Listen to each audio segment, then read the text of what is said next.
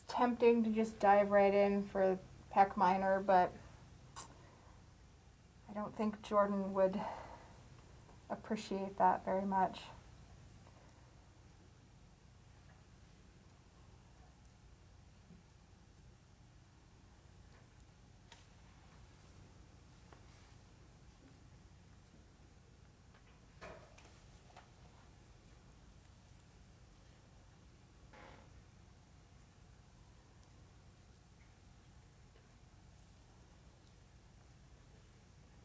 As I'm working here, I'm just checking out the anterior deltoid to see if it's also committing shenanigans, but it seems like that's doing okay actually.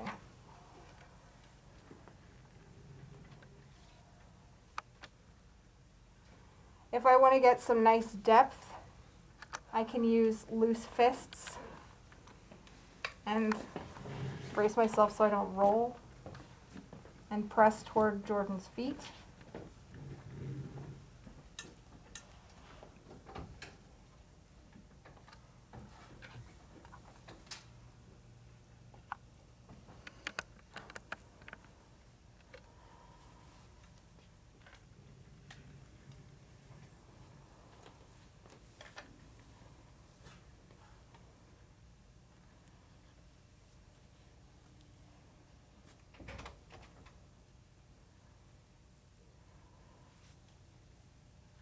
Okay, pec major's feeling pretty good.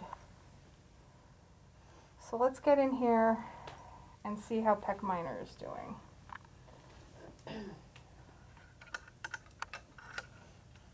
So I don't actually like to go in the axilla. I don't want to go into somebody's armpit because then my fingers smell like their deodorant for like a day and a half, and I don't like that. I don't want to smell like some dude's Axe deodorant. So I just grab like right under the muscle. I just slip right in there. And I do a little pincer grasp.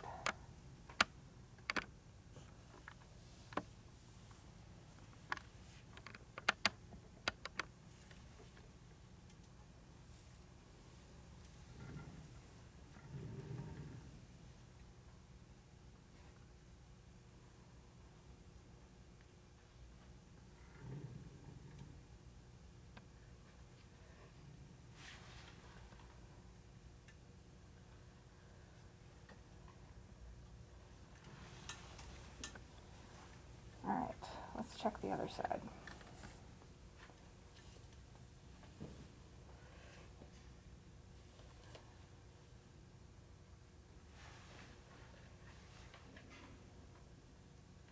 So as I went in here to check pec minor, what I noticed is that right under Jordan's clavicle is super tight. Does anybody remember what muscle that is under there? Yeah. So subclavius on this side is, I would say, like a moderate plus.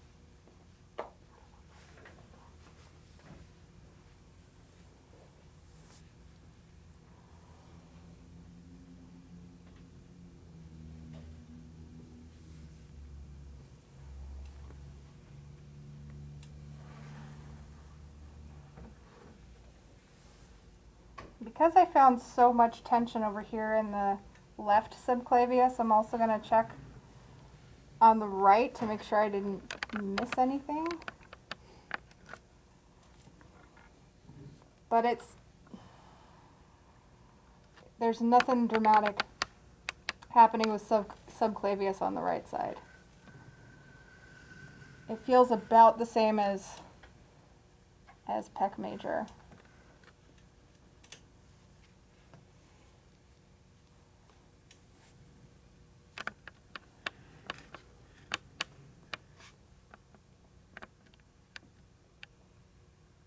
Still doing okay, Jordan? Mm-hmm.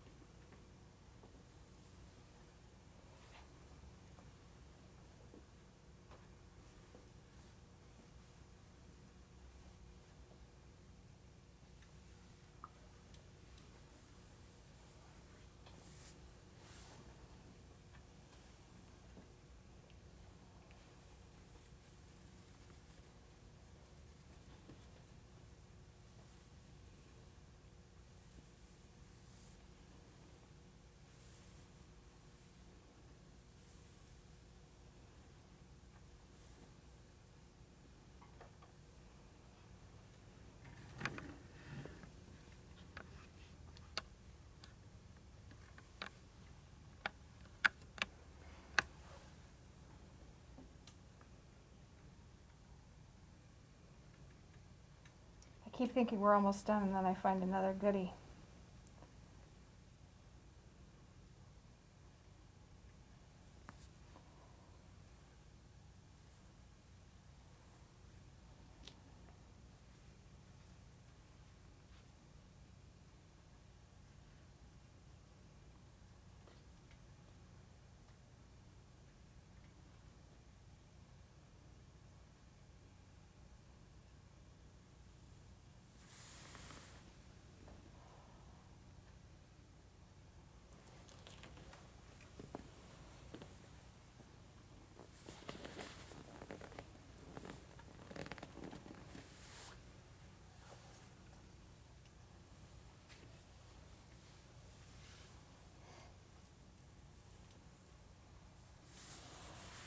All right.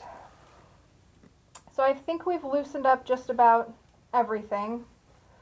But you can see that despite my best efforts, Jordan's left shoulder is still a little bit forward. But this is just our first treatment. So that is a like short-term goal that we can work on with releasing her pecs and improving her posture over time. That's not a quick fix. It didn't happen suddenly, and it's not going to resolve suddenly. So, you know, if you're trying your best to release someone's shoulders so that they're nice and even your best efforts might not work that first time. That's something that's going to just improve as time goes on. That's what your treatment plan is all about. Maybe 2 times a month. Yeah, that's exactly what I was thinking. It's like you read my mind. So if I were going to, if this was an issue that was happening to Jordan where it was happening, you know, like at work or like every time she was driving around or was really affecting her activities of daily living, then I would probably recommend once a week for treatment, at least for a short period of time. But since this is only really affecting Jordan during sleep, there are things that I can recommend, you know, like maybe some stretches before bed, maybe hugging a pillow so that her shoulders aren't like curling forward, and maybe trying not to sleep with her arms up. Although, can I tell you how many times I've tried not to sleep with my arms up? I can't do it. yeah, anybody who's ever tried to change their sleeping position knows that it is really, really difficult to do.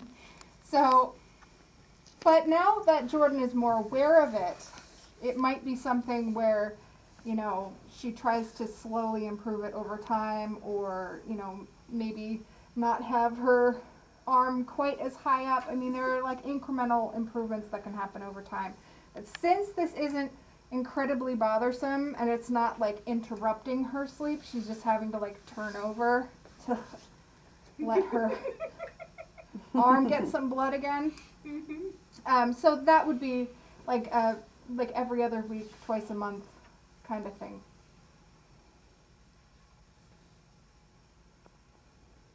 All right. Thank you so much for letting me work on you today, Jordan. Thank you for fixing my massive adhesion in my left shoulder. Yeah, that